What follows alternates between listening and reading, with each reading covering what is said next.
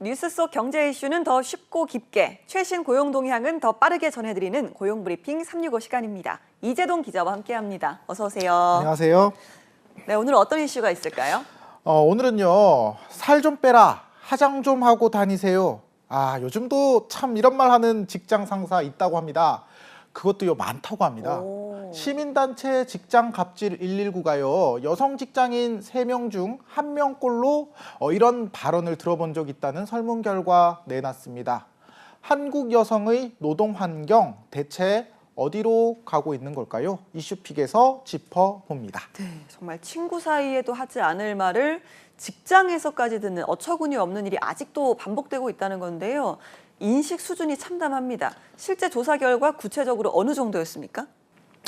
네, 여성 직장인 3명 중에 1명이요. 사내 동료들로부터 외모에 대한 지적을 받은 적이 있고, 또 4명 중 1명은 외모에 대해 간섭하는 말을 들은 적이 있다, 이렇게 답을 했습니다. 이게 남성의 3배 수준이라고 하는데요. 심지어 5명 중 1명은 외모 비하까지도 경험했다고 말을 합니다.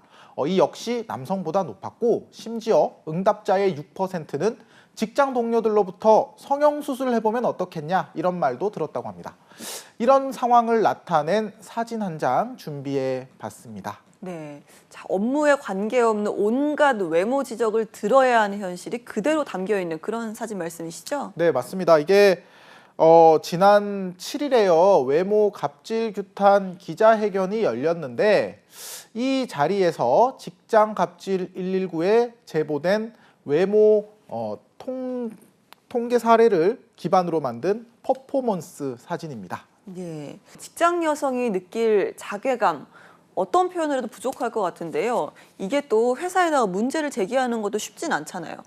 네, 그렇습니다. 이게 참 힘들게 고민을 하고 용기를 내도 2차 가해를 당하는 때도 있다고 합니다. 이번에 직장 갑질 119는 패션 회사에 근무하는 외모 갑질 피해를 본 진모 씨의 사연도 공개를 했습니다.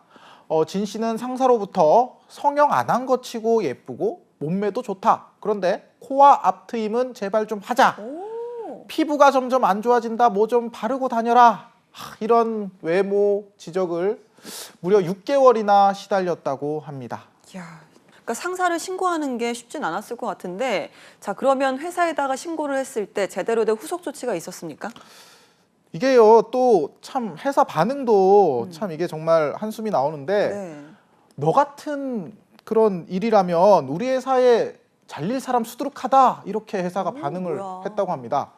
피해자는 제대로 된 사과도 후속 조치도 받지 못한 채 회사 내 입지만 더 나빠진 상황이 된 겁니다. 야, 이게 말이 되나 싶네요.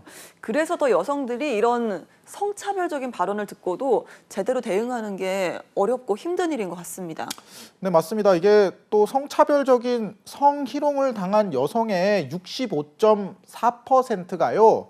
참거나 모르는 척했다라고 답을 했다고 합니다. 회사 또는 노조에 신고했다고 답한 여성의 비율은 3.1%에 그쳤습니다. 앞서 언급됐던 사례처럼 회사에 알린다 해도 결국은 제대로 된 후속 조치가 없다 보니까 곤란할 것 같아서 그냥 넘길 수밖에 없다는 겁니다. 네, 그런데 이런 외모에 대한 뭐 지적, 훈계 이런 것도 명백히 괴롭힘이잖아요. 네, 맞습니다. 이게 남녀 고용평등법에 있는데 직장 내 성희롱을 직장 내 지위를 이용하거나 업무와 관련해 근로자에게 성적 원동 등으로 성적 굴욕감 또는 혐오감을 느끼게 하는 언행으로 규정하고 있습니다. 그 때문에 외모를 평가하거나 지적하고 통제하려는 건 역시 직장 내 괴롭힘에 속합니다. 하지만 현실적으로 직장 내 괴롭힘 설명서에는 이런 성차별적인 괴롭힘은 담기지 않았습니다. 네, 사실 모욕감을 주는 이런 언행 자체가 현행 매뉴얼에는 괴롭힘으로 포함되지 않나요?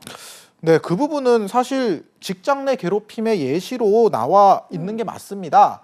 하지만 성차별적 언행이나 외모 지적에 대한 부분을 직접 명시하고 있지는 않습니다.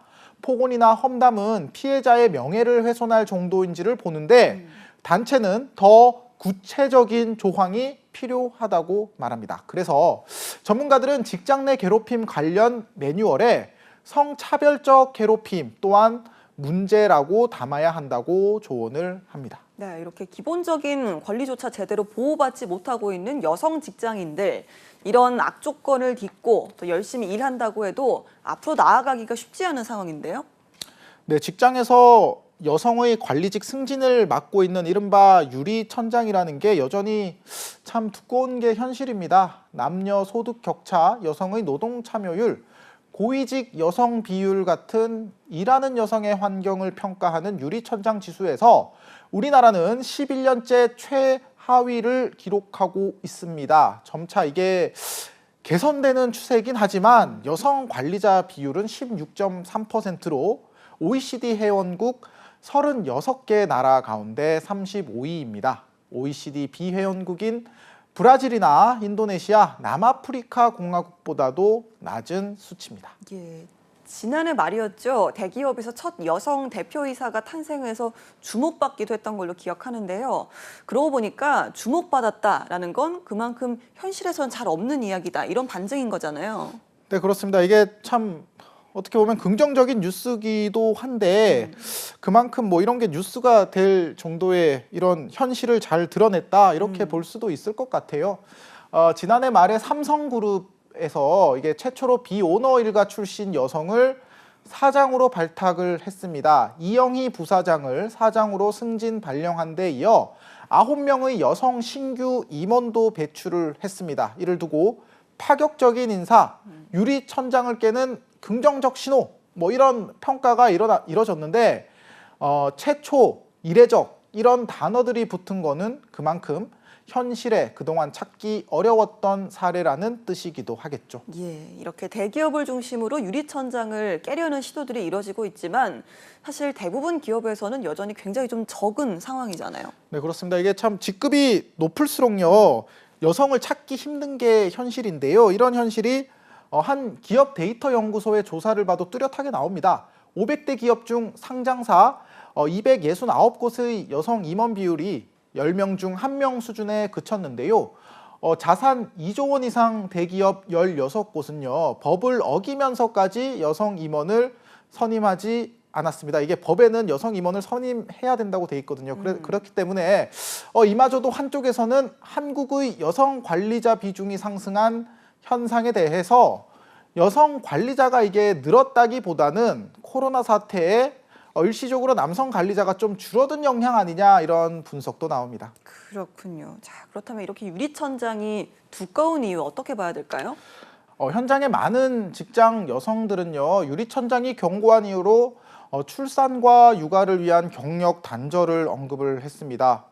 경력 단절은 여성의 노동 시간과 임금이 적은데도 영향을 미치는 큰 요소로 통하는데요. 지난해 여성 노동자의 평균 근속 연수는 4.81년으로 6.92년인 남성에 비해 2.11년 짧았습니다. 또 여성 노동자의 월 평균 임금은 220만 원으로 남성의 65%에 그쳤습니다. 알겠습니다. 자, 여전히 일터에서 일뿐만 아니라 성차별과도 싸워야 하는 이들이 많은데요. 노동 현장의 구조적 개선과 함께 구시대적 관행의 타파가 적극적으로 논의되고 시행돼야 할 시점입니다. 오늘도 이재동 기자와 함께했습니다. 고맙습니다. 감사합니다. 지금까지 고용브리핑 365였습니다.